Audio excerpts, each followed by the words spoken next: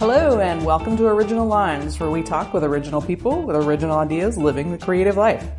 I'm your host, Laura Allen, and today we're talking with visual artist Tara Tamaribuchi. Hi, Tara, and welcome. Oh, hi. Tara was a West Coast native, living and working now in Seattle. She's got double degrees in journalism and fine art, painting, and her work has been exhibited widely in Portland, Seattle, and elsewhere. She recently created a public installation for Seattle Sculpture Walk. She's also a curator, an arts program manager, a dancer, and a mom. And that sounds like a lot. It does sound like a lot. That's what I was thinking. I was like, wow, I think I missed a few things in there too. I was looking at all your website and everything. I'm like, oh my gosh, she's busy. So, when did you first decide that, when did you first know that you wanted to live a life in the arts? When I was a little kid, we had an elementary school art teacher who would visit us once a month in our classroom. I think that she worked at a few different schools. It's in Irvine, California. Mm-hmm. And it seemed like art was the one area that I excelled at. And it wasn't like apparent to me, but every year she would always take what I did and hang it somewhere. So there'd be like this art festival in Laguna Beach, that she'd always hang it there, or there'd be a show of children's work from, Orange County, and it'd be like at the art college, or maybe it'd be in a shopping mall. Mm-hmm. So, and she would tell me, oh, you should become an artist when you grow up. And I would tell my parents this, and my mom, she kind of played the devil's advocate, mm-hmm. and would say, oh, well, maybe you should think about being an architect or uh-huh. something right. where you can make a living. And I didn't really know any artists who had like a successful practice. I have an uncle who has a master's degree in painting, but he really struggled as an artist, and he put more of his focus on shiatsu practice in the end. Mm-hmm. And then I had my god sister's father was a painter, but he worked as a mailman. I just didn't really know anyone who was mm-hmm. like showing. And I think growing up in Orange County, it's not the most creative community, so uh-huh. there wasn't a lot.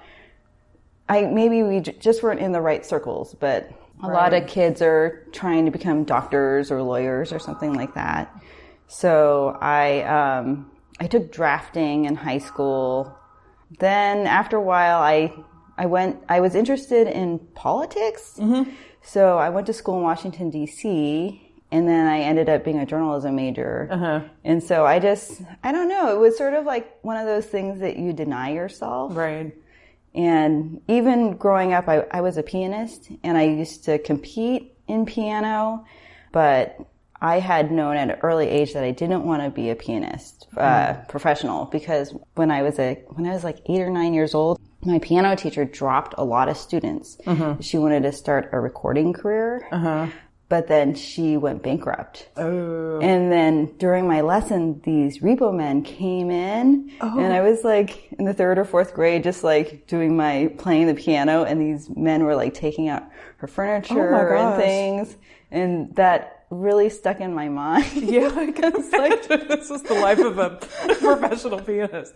Yes, yeah, the life of the artist. Oh, so I don't know. And then when I was in college, I had friends who would major in fine art, uh-huh. and or even like museum studies or art history. Mm-hmm. And DC is a good town for studying museums and art history. But I don't know. There was just something in my head where I just kind of blocked out the idea that it would be possible for me. Yeah. And but I was always envious of those people. Yeah. It wasn't until after I did try journalism and public relations that I realized that wasn't right for me, and it took a lot of soul searching. And then I thought, oh, maybe I'll try studying architecture. Mm-hmm. Like, these are like real baby steps for me. Right. And I was living in Portland, Oregon, and I started taking a couple prerequisite classes at Portland State just to give it a try. And I took art history and drawing. And then I realized somewhere in there, like, I should just study art. Right. So I went to PNCA, Pacific Northwest College of Art. And then that's how it started. Great. Well, yes. Well, yeah. Good. So your first solo show, you kind of started your career in Portland, right? Yes. Yeah. Where was your first solo show? Do you remember? I would say when I lived in Portland, I struggled a lot with, I think because I graduated when I was 30. And so my biological clock was ticking. I had been married already for like several years. And I had trouble balancing work and making art, and I don't think I was like in a really good creative space. So when I think of that time, I hardly think of that I was really showing or creating that much. But I think maybe my first just me was at Milepost 5, which is, they have residences and studios. It used to be, I want to say it was like maybe it was a place where people who were mentally ill lived or something like that. And then it closed, and then they switched it over to art studios and condos for artists. Cool. So what's it like putting a show for you to put a show together? Do you have do you have a central theme first, or do you have the work first and then the show comes, or how does? Oh, do you know? I don't. Well, it's funny because the last couple of years I've been trying to get more into public art. And so I have this show coming up this week, but I feel really rusty at the idea of hanging a show of my work. And it also involves me doing all the things like ordering the postcards and making the signs and ordering the letters and everything. Right. Whereas in the last year, I've done more things through the city or other organizations. And so all I've had to do is bring the work to be installed, or I've just installed the work, and then they had the material, the other materials. So I feel like it's a lot. Yeah. Yeah. Several months ago, I was invited to join CORE. And I had these sort of some installation ideas in mind, but I already had all these pieces that I hung in for storefronts. So I was like, okay, well, I already have 30 of these pieces. And then I had some ideas for these paintings came up.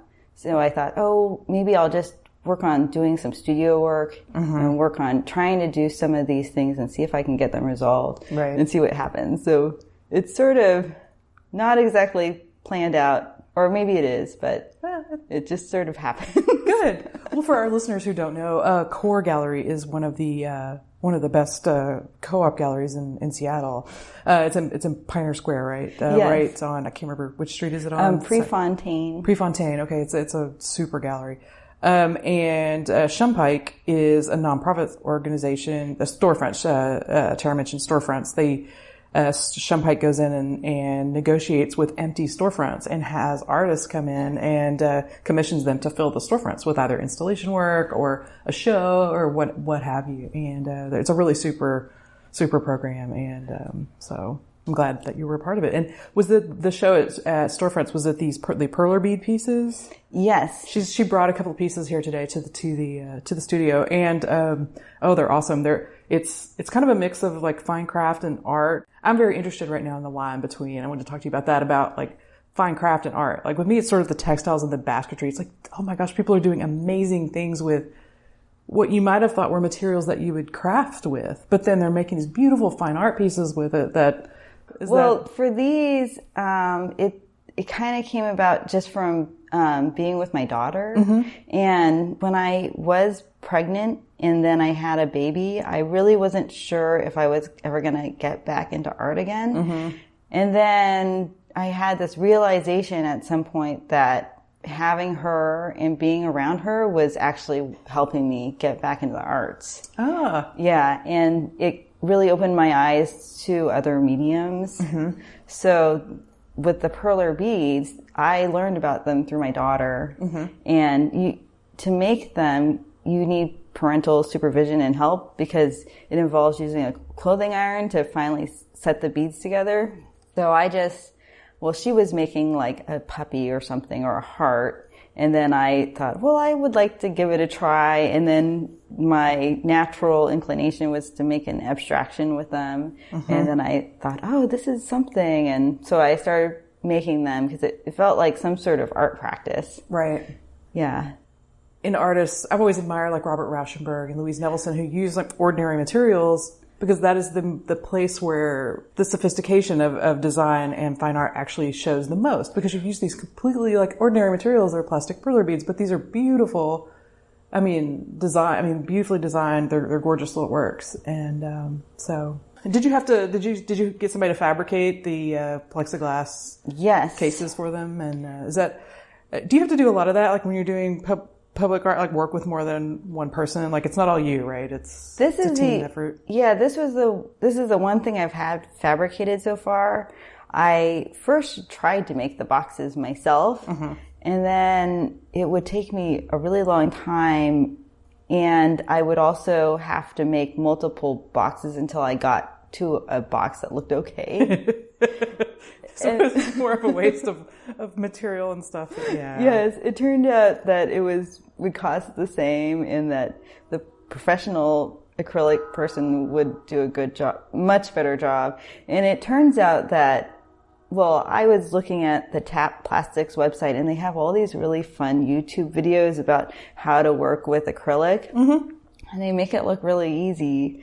So I ordered these pieces that I could put together into a box with the measurements, but it turns out that that's not the way to make a really nice looking box. You need a router.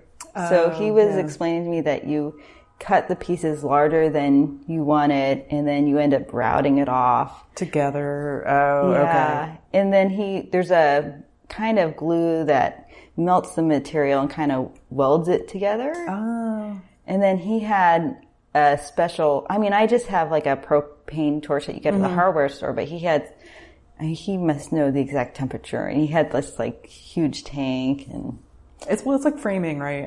Yes. You can spend, the framer people, you kind of take it for granted that these things like the frames and the containers is like something, I can learn to do that. It's not, it's an art form that these people have spent all their lives, just like a fine artist has spent all their lives learning to paint like they do. Framers particularly are extremely good at what they do, and so, pay for the professional to do it. You do your professional work and then get the other professionals to do it. But yeah, so anyway, back to your daughter. That was really interesting. You say that you work, because you sound like you have so many things going on. She must be integrated with your art life. Does she help you? Do you just work with her there? How do you work that out? Oh, no, not so much. I like to think I would love that. But she's really busy. She's at school, and then I work in the studio, but I just get a lot of inspiration from her. I like the idea of trying not to separate the artist's life from the parenting life, or not denying that I'm a parent. When you look at women in art, historically, a lot of them haven't been able to even be parents, or right. Or it's just something that people will have denied themselves in the past. And so I can't take her out to lots of openings because it's late at night, but sometimes I will, or she'll go to things with me, and then I'll just try to, sometimes it just comes up where something from our life together will make me want to try to take that thing and then put it in my art practice. Interesting. Do you encourage her in the arts? I know you took her to ballet this morning. Oh, yes. Is she into the arts? Does she? Yeah, she doesn't really have a lot of visual arts at her school.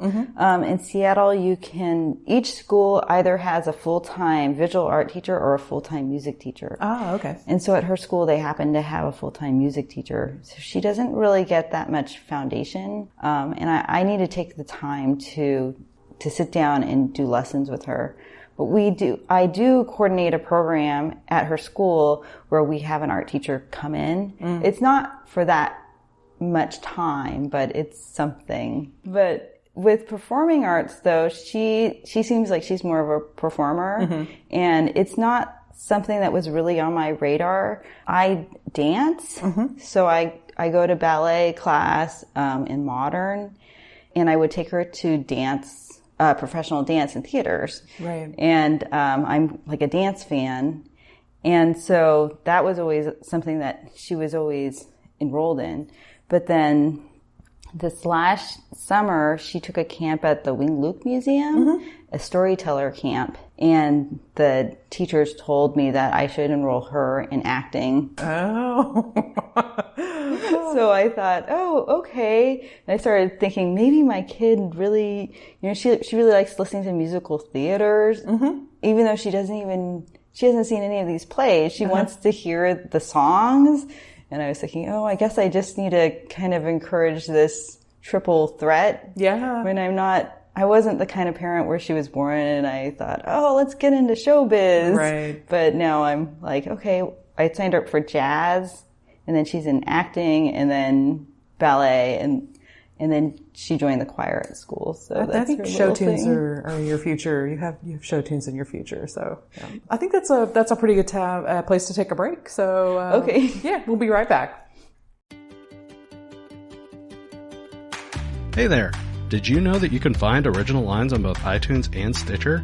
So whether you have an iPhone or Android, you can always catch the latest episode. Be sure to subscribe to us, and we love reviews. Thanks. Okay, and hi, we're back with Tara Tamaribuchi. And Tara, we were talking a little bit earlier about, it was the Camouflage Net project, right? Yes. Yeah, my husband and I saw that, and it was it's this net, almost like it's like an army net that they would use to cover like Jeeps or, to hide them or tanks or whatever. But instead of being woven, having like camouflage material or like camo color material, Tara had woven it with like really bright kimono fabrics. And so can you tell us a little bit more about that? Oh, yes. Well, I had got the idea. Last year was the 75th anniversary of Executive Order 9066, which sent Japanese Americans and Japanese nationals living in the United States on the West Coast to internment camps during World War II. Mm-hmm. Dorothea Lange and Ansel Adams were two photographers hired by the War Relocation Authority or administration who were allowed to go into the camps and take photos. And Dorothea, she seemed to take more photos of people doing their daily lives. Mm-hmm. And Ansel Adams, some of it was more portraiture. And I had seen his photos and they seemed kind of more happy. Mm-hmm. And hers were, it seemed like it was a more journalistic. And some of the photos she took was at this Camouflage Net factory in Manzanar camp. Mm-hmm. And so people at 3 different locations, Gila River, Manzanar, and Santa Anita Racetrack, that was a job that you could have, making these camouflage nets. Yeah. Yeah, and they made tens of thousands of nets for the Army. Wow. When I had thought about people working in camps, I always thought of like farm labor. A lot of people were taken out of camps to work in the surrounding farms. And I didn't really consider that people were doing some sort of handiwork. Uh-huh. And so that was intriguing to me. And I wanted to also make a camouflage net, and I thought about it. And I used to do Japanese traditional dance. Mm-hmm. So sometimes I like to wear a kimono, and I'm interested in the patterns and the fabric and the different kinds of crafts for making different kinds of kimonos. Uh-huh. And so I thought, I should use kimono fabric and weave that into the net. And that could be a way to send pride of heritage, sort of an intention to send back. Right. Because my family, they were very ashamed of being incarcerated. Yeah. And it wasn't something that they liked to talk about. And then the third piece was that the idea of camouflage as being this visual filter. Mm-hmm. With the change in presidential administration, back when I planned the net, there was a lot of issues happening with, there was the Muslim ban. Right. And then talking about building a wall. And so I was thinking that if you have a whole diversity of people walking through this net, then you could see them as all interconnected with each other. Right, right. So there was that. And then after it was installed, it ended up looking like a camp barrack that had the shape of the camp barrack. So that part was surprising in the end. Yeah. To me. Yeah. Well, I loved it. It also, all of those things, and also, I think it almost had a feeling of like reclaiming, with something that's beautiful and has a rich heritage. It's almost like you reclaiming this artifact of war. You know what I'm saying? That's this artifact of this horrible time, but then it's also mixed with this beauty. It was a really touching piece, but I'm glad I got to see it. For our listeners, what is public art? I mean, I know you took the public art boot camp, right? I saw that on your CV. And I've got several friends, here that have taken it. And so what is it? What is public art? What does that mean? Oh, let's see. There's a whole variety of public art. One is art that's out in public areas, and just anyone can walk by it and experience it. I think that's the general idea. When I went to the boot camp, they had a whole list of different kinds of public art. But yeah, that's probably the general idea. Yeah, because I think most people, what you think at first is, some big sculpture somewhere. Because that's the main thing of public art that we have is a large scale sculpture in the middle of a square or whatever. But it's more than that. Yes. Yeah, it could be performance also. Yeah. And there's temporary public art. That's what I've done so far. And then there's the permanent ones, which... Permanent public art is art that can last for 30 years. That's when you get the big bronzes and marble, big giant steels, Richard Serra and all that stuff. So, yes.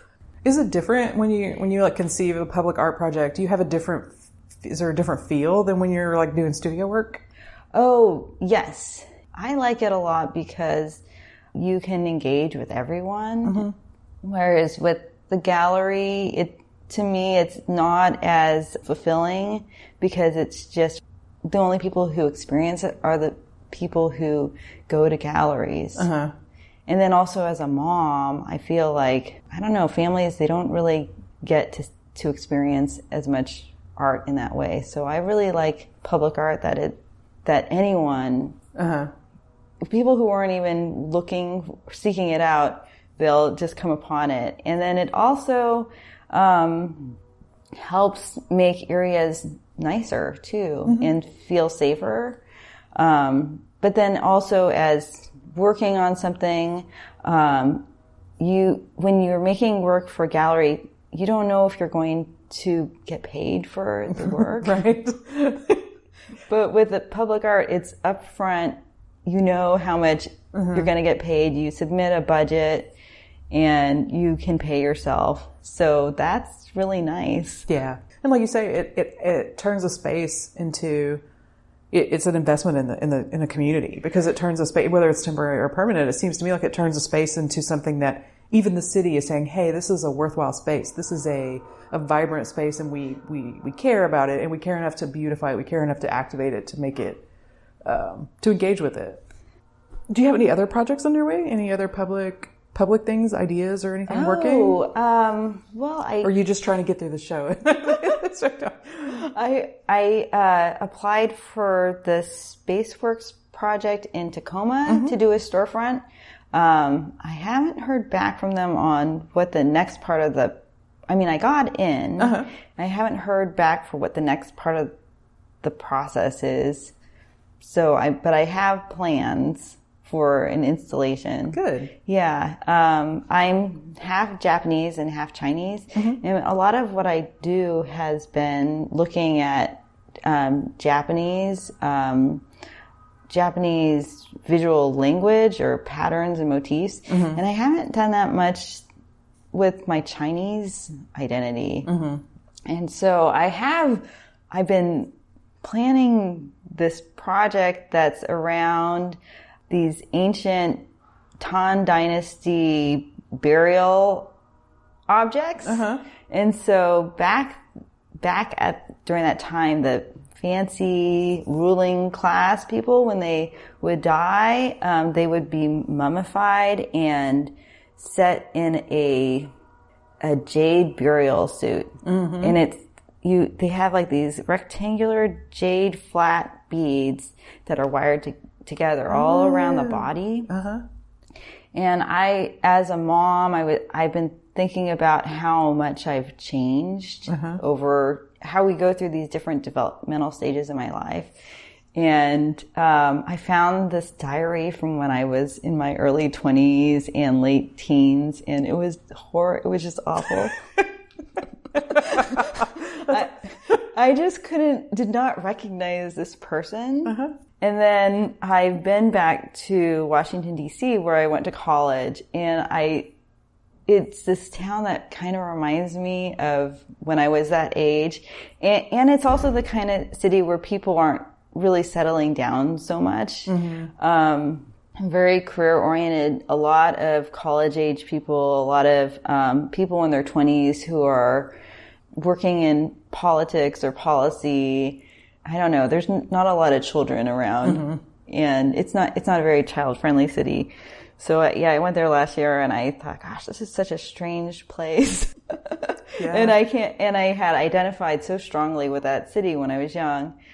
So I was thinking about making a burial suit to my younger self. Interesting. And I was a DJ a long time ago in the 90s. Another thing. I played drum and bass, and I was like, in the 90s, I was a raver and a club kid in Washington, D.C.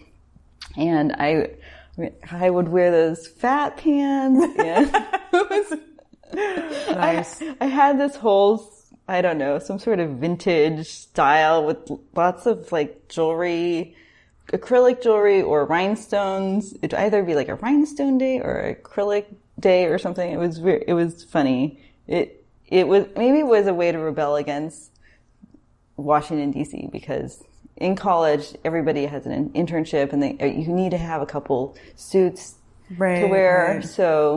So this burial suits would be made with mirrors. Oh. Yeah, I did order lots of these mirrors that have holes in them so I can wire them together. Oh, that's going to be interesting. Yeah, so that's one part of it. And then another part is the objects. So back then in China, they would make objects that would help you into your next life. Mm-hmm. So they would make houses out of ceramics, and they would have like little cows and sheep and pigs. Mm-hmm. And so I've been trying to think of ways what that means today for me. And I've been working a lot with resin in my paintings, and I've been thinking about, I did order this resin mold from China where you make several pieces that come together to make a little house. Mm-hmm. It's sort of this idea of consumer society, or countries like China, they can just make so many things for us to order, and there's just too much supply. Yeah, yeah. And also being Chinese American, it's something that concerns me about this country. I mean, when I was growing up, there was the concern about communism and what did Mao do, right? And then now we have this whole other economic thing where other countries are doing the same thing, and right. So I was thinking about making multiples of resin houses that were kind of glittering. Interesting. It sounds like you're still exploring. You're going to explore this as you go. That does sound. That sounds awesome. So so you were a DJ, and you also do dance. You're talking about the vision, like, oh, my daughter is performing art, but you're also a dancer. So it sounds like she's got a little of it, honestly, But so what do you do? Do you still dance? Do you do some dance? I haven't been dancing so much lately because I've been working on this show. Uh-huh. And then my daughter is at Cornish Prep Dance, and they do a big nutcracker every year at Cornish Playhouse, and I was in charge of the props. Mm-hmm. So I was busy making some props and fixing them. Yeah, I do. I want to get back into it right after I install the show. Yeah. So how do you think that your art, is there a common thread between your visual art and your dance? Is this just are they both just forms of expression? Yeah, I have tried to figure out ways to incorporate them. I think in my paintings, I did start getting interested in using Japanese patterns through Japanese dance because I was wearing kimonos, and I was learning about what each kimono meant, because they might have certain motifs that you wear at certain times of the year, or maybe it's a celebratory dance, so they have celebratory motifs and patterns on them. So maybe that's one way, but I haven't really, been able to do something that performative myself. I am collaborating right now with a choreographer named Noelle Chun, and I'm supposed to help her make some props. So that's as much as I've done. I guess I'm used to being directed more as a dancer, and I have performed for her in the past here in Seattle. But yeah, I don't know. Maybe someday I'll be able to figure that one out. Yeah. I guess dance is a hobby for me, and it's a way to exercise without feeling like I'm exercising. Right. I'm just trying to keep up my technical abilities and practice. Yeah. Okay. Well, tell us, I think we're about done. Tell us where we can find out more about your work. Oh, okay. My website is my name is really long, but it's taratamaribuchi.com. That's spelled TaraTamariB like boy, UCHI.com. Okay. And then I have a show at Core Gallery that opens on Wednesday, January 31st. Okay. Well, good. I will also put links in the podcast show notes. So if you want to find out more, you can do that. And thank you very much for being here. Yes, thank you for having me. Yeah, this has been awesome. So, all right. Well, this has been Laura Allen for Original Lines. It's a production of Two Ponies Press. And you can find out more about us at www.twoponiespress.com, or look for us on any of the major podcasting services, iTunes, Stitcher, what have you. Thanks for being here, and see you next time.